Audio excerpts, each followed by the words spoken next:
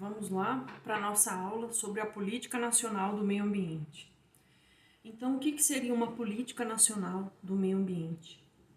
É uma orientação geral, é a postura de um país diante das questões ambientais. É aquilo que o país pretende fazer, as políticas que ele pretende adotar em matéria ambiental. Quais são os objetivos da Lei da Política Nacional do Meio Ambiente? Esses objetivos vocês vão encontrar no artigo 2º da lei, que diz o seguinte, que são objetivos da Política Nacional do Meio Ambiente, a preservação, a melhoria e a recuperação da qualidade ambiental propícia à vida, visando assegurar no país condições para o desenvolvimento socioeconômico, os interesses da segurança nacional e a proteção da dignidade da vida humana. Os objetivos gerais da Lei da Política Nacional do Meio Ambiente são preservar, melhorar e recuperar a qualidade ambiental, assegurar condições ao desenvolvimento econômico, promover os interesses da segurança nacional e proteger a dignidade da vida humana, né? Como eu falei para vocês na outra aula, a dignidade da vida humana, ela depende do meio ambiente ecologicamente equilibrado, né? A sadia qualidade de vida depende disso.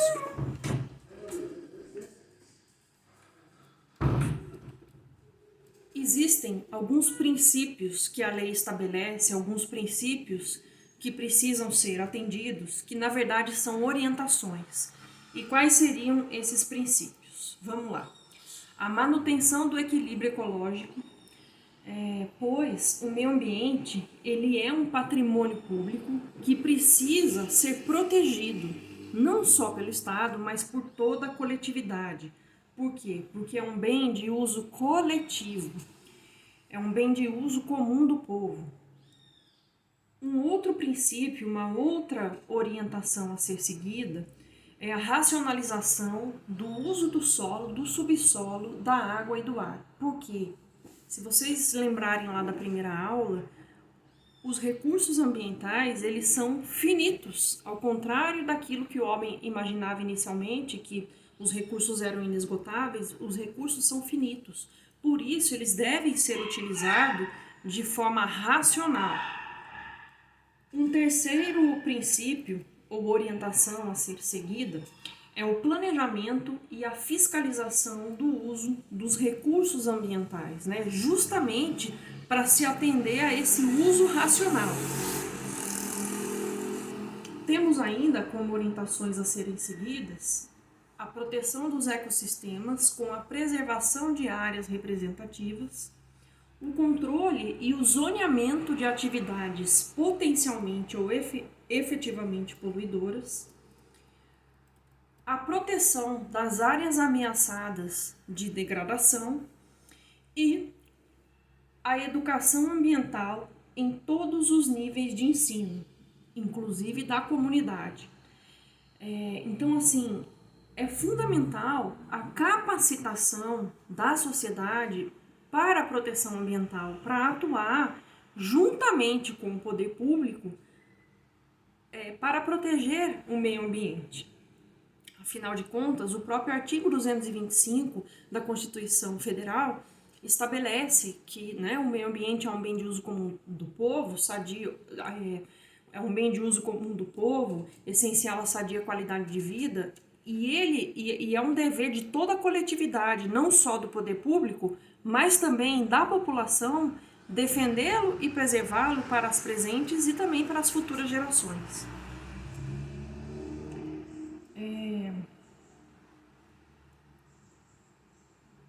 Vamos ver o que mais nós temos aqui.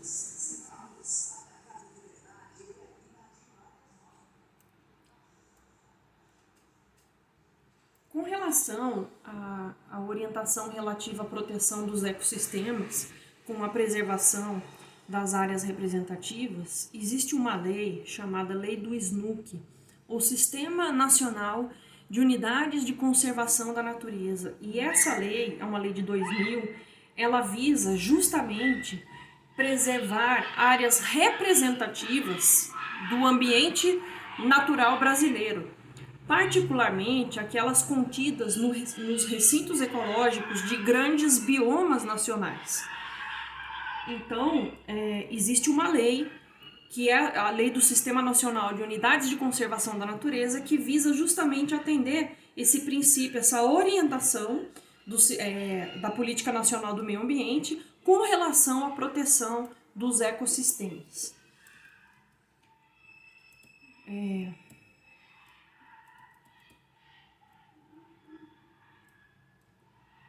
Então, temos ainda outras orientações, como o controle e o zoneamento das atividades potencialmente ou efetivamente poluidoras, incentivos ao estudo e à pesquisa de tecnologias orientadas para o uso racional e para a proteção dos recursos ambientais, acompanhamento do estado da qualidade ambiental,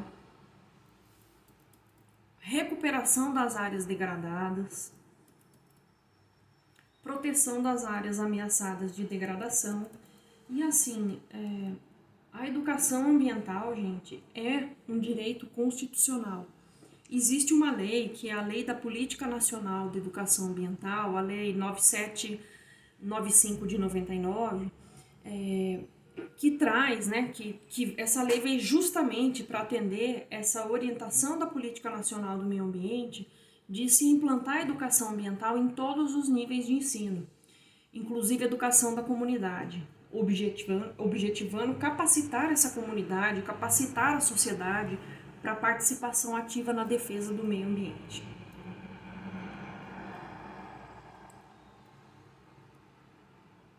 Bom, a Lei da Política Nacional do Meio Ambiente, além de trazer, esses objetivos, essas orientações a serem seguidas também, ela traz alguns conceitos extremamente importantes, como, por exemplo, o conceito de meio ambiente. Eu já falei para vocês, na aula passada, sobre esse conceito de meio ambiente, que é trazido pelo artigo 3º da Lei da Política Nacional do Meio Ambiente, que aduz que o meio ambiente é um conjunto de condições, de leis, de influências e interações de ordem física, química e biológica, que permite, abriga e rege a vida em todas as suas formas. Então, a gente falou sobre isso. A lei traz ainda o conceito de poluição, por exemplo. Poluição é a degradação da qualidade ambiental resultante de atividades que, direta ou indiretamente, prejudiquem a saúde, a segurança e o bem-estar da população, cria condições adversas às atividades sociais e econômicas, afetem desfavoravelmente a biota, afetem as condições estéticas ou sanitárias do meio ambiente, lancem matérias ou energia em desacordo com os padrões ambientais estabelecidos. O artigo 3º da lei fixa ainda o conceito de poluidor, pessoa física ou jurídica, de direito público ou privado, responsável direta ou indiretamente por atividade causadora de degradação ambiental. Os recursos ambientais, eles são a atmosfera, o conceito de recursos ambientais, o que seriam os recursos ambientais? Atmosfera, águas interiores, superficiais, subterrâneas, os estuários, o mar territorial, o solo, o subsolo, os elementos da biosfera, a fauna e a flora. Quais seriam os objetivos específicos da Política Nacional do Meio Ambiente? Então, a gente viu os objetivos gerais e agora o artigo 4º da lei, ele traz os objetivos específicos, que seriam metas a serem atingidas através da implantação da Política Nacional do Meio Ambiente. Então, esses objetivos, eles são necessários para integralizar o objetivo geral. Quais seriam eles? O primeiro vem no inciso 1 do artigo 4º, que diz o seguinte: a Política Nacional do Meio Ambiente visará a compatibilização do desenvolvimento econômico-social com a preservação da qualidade do meio ambiente e do equilíbrio ecológico. Qualidade ambiental, gente, seria o conjunto de requisitos e condições que atestam a saúde do meio ambiente. É um pressuposto da qualidade de vida. E o equilíbrio ecológico seria a permanência dos ecossistemas em suas características próprias e essenciais. O inciso 2 do artigo 4º da Lei da Política Nacional do Meio Ambiente traz ainda como objetivo específico a definição de áreas prioritárias de ação governamental relativa à qualidade e ao equilíbrio ecológico, atendendo aos interesses da União, dos Estados, do Distrito Federal, dos territórios e dos municípios. O inciso 3 traz como objetivo específico que a Política Nacional do Meio Ambiente visará o estabelecimento de critérios e padrões de qualidade ambiental e de normas relativas ao uso e manejo de recursos ambientais. O inciso 4 traz que a Política Nacional do Meio Ambiente visará o desenvolvimento de pesquisas e tecnologias nacionais orientadas para o uso racional dos recursos ambientais. O inciso 5 traz que a Política Nacional do Meio Ambiente visará a difusão de tecnologias de manejo do meio ambiente, a divulgação de dados e informações ambientais e a formação de uma consciência pública sobre a necessidade de preservação ambiental e do equilíbrio ecológico. A Política Nacional do Meio Ambiente visará também a preservação e restauração dos recursos ambientais com vistas à sua utilização racional e disponibilidade permanente, concorrendo para a manutenção do equilíbrio ecológico propício à vida. O artigo 7º traz que a Política Nacional do Meio Ambiente visará a imposição ao poluidor e ao predador da obrigação de recuperar ou indenizar os danos causados e ao usuário da contribuição pela utilização dos recursos ambientais com fins econômicos. O artigo 5º ele fala o seguinte, que as diretrizes dessa Política Nacional do Meio Ambiente, elas serão formuladas em normas e em planos destinados a orientar a ação dos governos da União, dos estados, do Distrito Federal e dos municípios no que se relacionarem com a preservação da qualidade ambiental e a manutenção do equilíbrio ecológico, observados os princípios estabelecidos nessa lei. Eu gostaria agora de conversar com vocês sobre o Sistema Nacional do Meio Ambiente. Eu peço que vocês tomem nota do que eu vou falar, porque isso que eu vou trazer aqui para vocês agora não aparece nos livros. Eu estou fazendo um curso de atualização em Direito Ambiental e por coincidência, na semana passada eu tive uma aula de atualização sobre a Política Nacional do Meio Ambiente e essas informações que serão passadas agora, elas são referentes a essa aula de atualização, então vocês não vão encontrar no livro, no capítulo do livro que foi disponibilizado para vocês, e não vão encontrar também nos livros atuais, porque a aula é muito atual, muito atualizada, é da semana passada, então tomem nota do que eu vou falar para vocês com relação ao CISNAMA. O CISNAMA, ele é estruturado de acordo com a Lei da Política Nacional do Meio Ambiente. Então, o CISNAMA, o Sistema Nacional do Meio Ambiente, ele foi feito de acordo com essa lei, que é uma lei de 1981. Então, ele traz os órgãos federais que compõem o Sistema Nacional do Meio Ambiente, que existiam naquela época de 1981, época do regime militar. Então, vocês têm que ter cuidado, né, ao ler essa lei, essa estrutura do CISNAMA, e prestar atenção naquilo que a professora Célia Faganello vai dizer agora, para vocês não errarem isso em provas da OAB, provas de concurso público, e também para aqueles que querem ir para a área do direito ambiental, terem o conhecimento daquilo que foi alterado, daquilo que não existe mais, e não cometer o erro, né? Não cometer um erro grosseiro e passar vergonha, enfim. Eu vou aqui explicar para vocês direitinho. Então, se vocês abrirem a lei da Política Nacional do Meio Ambiente, o artigo 6º, vocês vão ver o seguinte, que os artigos 1º a 4º da lei fala da estrutura federal do CISNAMA. Então, os órgãos que estão citados aqui são os órgãos daquela época, de 1981. Por exemplo, o inciso 3º fala em Secretaria do Meio Ambiente da Presidência da República. Esse órgão ele não existe mais. Secretaria do Meio Ambiente da Presidência da República não existe mais. Esse órgão já virou Ministério do Meio Ambiente. O inciso 1º, por exemplo, fala em Conselho de Governo. O Conselho de Governo ele ainda existe, porém, há muito tempo não tem atuação na área ambiental. Dando continuidade, então, vocês precisam ter cuidado ao pontuar a estrutura do CISNAMA, a estrutura dos órgãos federais. Então, pegue esse artigo 6º da Política Nacional do Meio Ambiente, use como fundamento para o CISNAMA,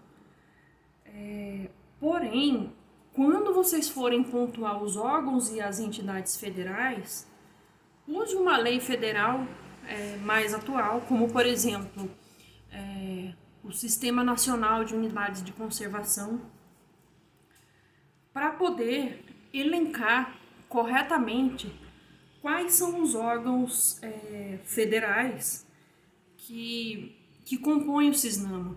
Por quê? Todas as outras políticas nacionais ou sistemas nacionais, então, Política Nacional de Recursos Hídricos, Política Nacional de Resíduos Sólidos, Sistema Nacional de Unidades de Conservação e assim por diante, todas essas leis, elas são baseadas nesse Sistema Nacional do Meio Ambiente trazido pelo CISNAMA.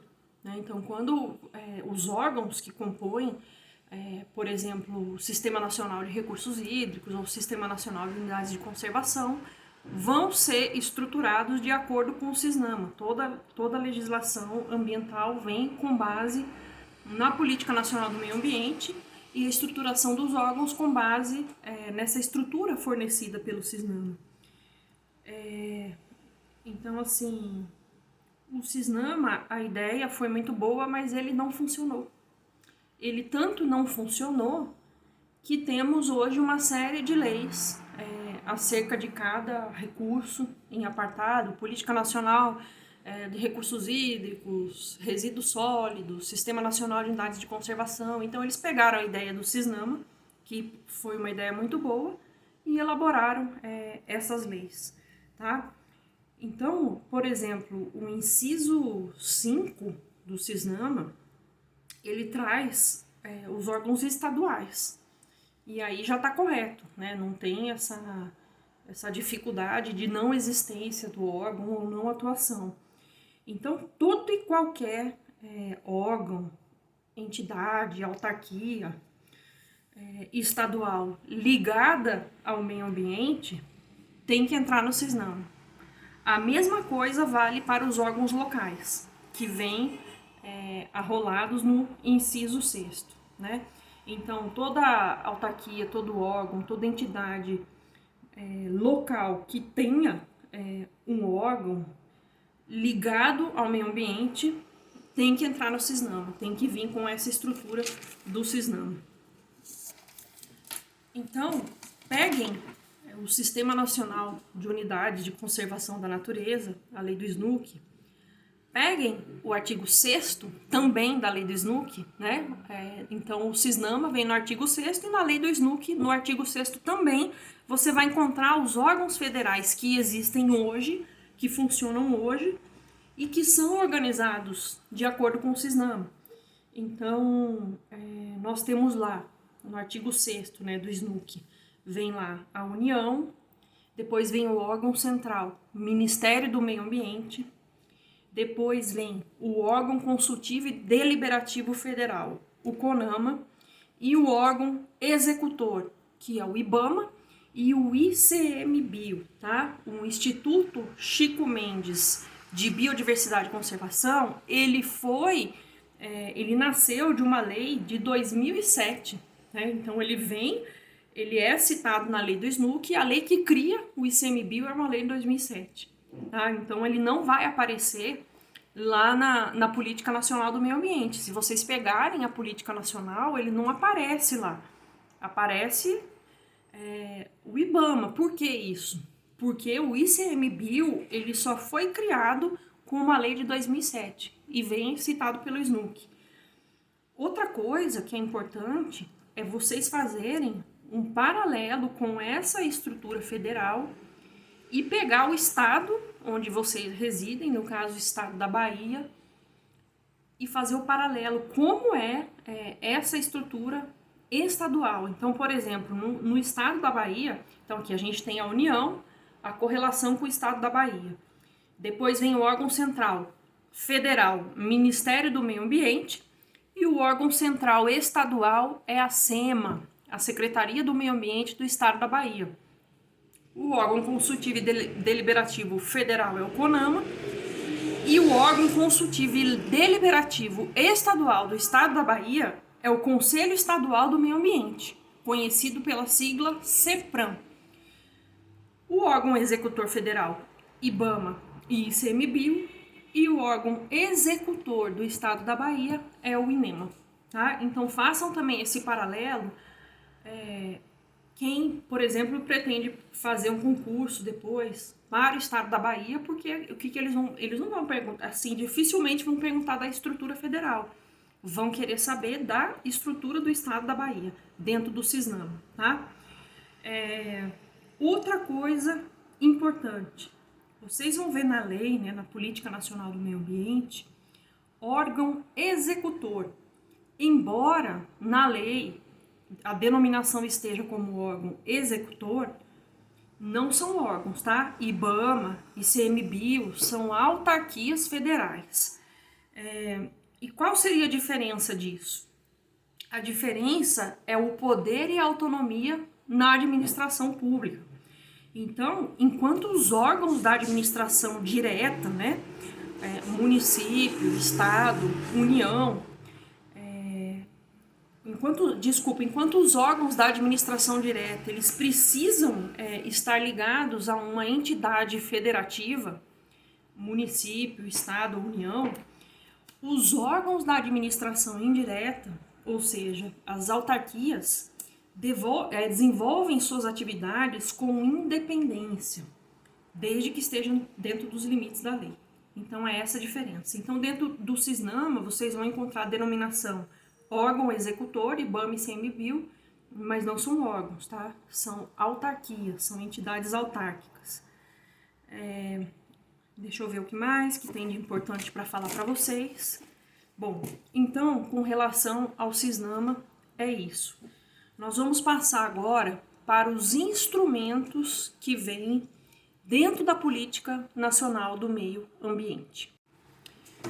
Vamos agora para a parte final da aula sobre a Política Nacional do Meio Ambiente, falar rapidamente dos instrumentos trazidos pela Política Nacional do Meio Ambiente. Na verdade, nós já vimos esses instrumentos na aula passada, na aula sobre proteção legal ao meio ambiente, e eu vou aqui citar, né, o que o artigo 9º da Política Nacional do Meio Ambiente traz, mas nós detalhamos na aula passada como funcionam esses instrumentos. Então, nós vimos, né, o estabelecimento de padrões ambientais, que estabelecem limites relativos ao uso dos recursos naturais. Eu citei para vocês na aula passada as resoluções do CONAMA, dando exemplo disso.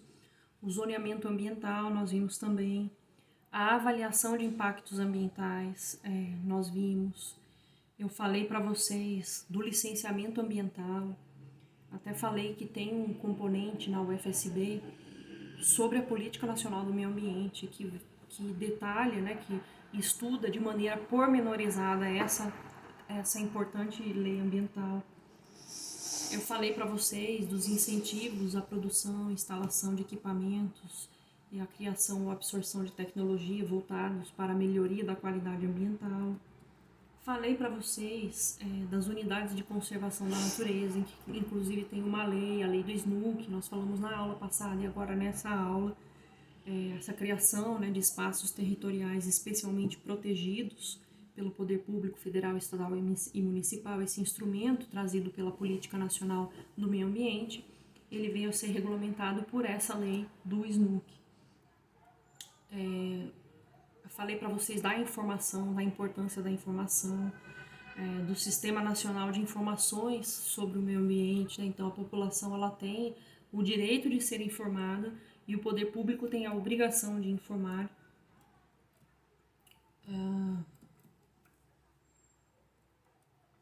Eu só não dei o exemplo, então se vocês entrarem no site do IBAMA, vocês vão ver dados, por exemplo, sobre a fauna brasileira, quais são os animais que estão ameaçados de extinção, a lista vermelha, né, que eles chamam de lista vermelha do IBAMA. Existe uma lei de 2003, a Lei 10.650, que dispõe sobre o acesso público a esses dados e informações existentes nos órgãos e nas entidades do SISNAMA, do Sistema Nacional do Meio Ambiente. Há também um instrumento que é o Cadastro Técnico Federal de Atividades e Instrumentos de Defesa Ambiental. O objetivo desse cadastro é proceder ao registro obrigatório tanto de pessoas físicas como de pessoas jurídicas que se dediquem, né, à consultoria técnica sobre problemas ecológicos e ambientais, à indústria e comércio de equipamentos, aparelhos e instrumentos destinados ao controle de atividades efetivamente ou potencialmente poluidoras. Então, tudo que for pessoa física ou jurídica que se dedique a atividades e instrumentos de defesa ambiental tem que se registrar nesse cadastro técnico federal. É obrigatório o registro. Nós temos também, eu citei na aula passada, as penalidades, né? Que serão as penalidades disciplinares ou compensatórias que serão aplicadas, né, a quem não cumprir as medidas necessárias à preservação ou correção da degradação ambiental. Então nós vamos ter uma aula duas aulas na verdade, sobre lei de crimes ambientais.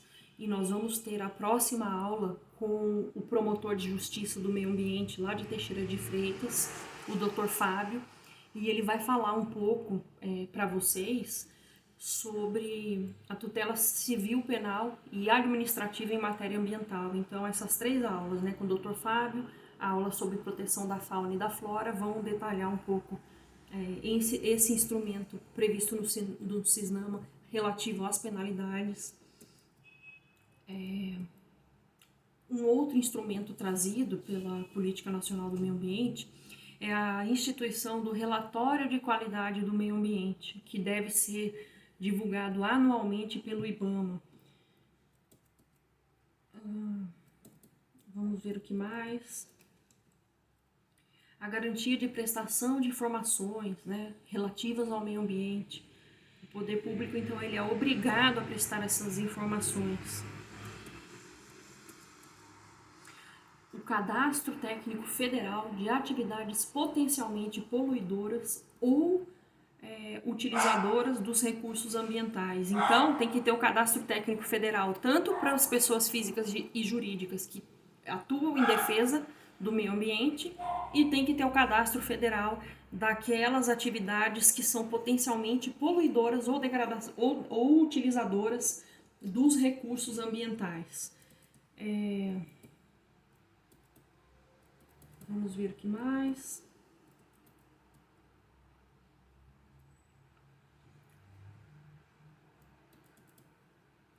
Então, pessoal, em resumo não, esses são os instrumentos trazidos pela Política Nacional do Meio Ambiente, esses são os instrumentos para a proteção ambiental. Quem tiver interesse em estudar essa lei da Política Nacional do Meio Ambiente com mais profundidade, pode se matricular no componente específico relacionado ao estudo dessa lei. É uma lei vasta, é uma lei importantíssima, né, para a proteção ambiental. É a lei que trouxe a mudança de paradigma, como eu falei para vocês, da visão apartada dos bens ambientais, essa visão antiga, esse paradigma de que os bens ambientais eles deveriam ser protegidos separadamente. Isso mudou com a implantação dessa lei da Política Nacional do Meio Ambiente. Ela é uma lei âncora para a proteção ambiental, ela é pioneira no Brasil e também em relação a outros países, ela se revelou como um grande avanço em matéria de proteção ambiental, de direito ambiental, e ela ainda se mostra muito atual. Ela lançou bases, né, para a busca do desenvolvimento sustentável e ela estabeleceu princípios protetivos e garantidores do meio ambiente. Instituiu objetivos e instrumentos da política nacional, como nós vimos, e consolidou o estudo de impacto ambiental. Afora isso, ela adotou a teoria da responsabilidade civil objetiva, a gente falou dessa teoria na aula passada. Ela conferiu ao Ministério Público e à União, da União e dos Estados, a legitimidade para a propor ação de responsabilidade civil e criminal por danos causados ao meio ambiente. E a partir da sua vigência, muitos benefícios ambientais foram auferidos. E ainda hoje ela tem influenciado a definição de políticas públicas na estruturação do sistema de gestão ambiental do Brasil. Eu espero que vocês tenham assistido a aula magna que eu indiquei para vocês sobre a Política Nacional do Meio Ambiente e prestem muita atenção nessa lei, façam um resumo dessa aula, das coisas que eu disse, porque como eu falei para vocês, eu estou trazendo informações bastante atualizadas de um curso de atualização que eu estou fazendo em Direito Ambiental e muito do que foi tratado aqui nessa aula sobre o CISNAMA vocês não vão encontrar no livro indicado ou em outros livros.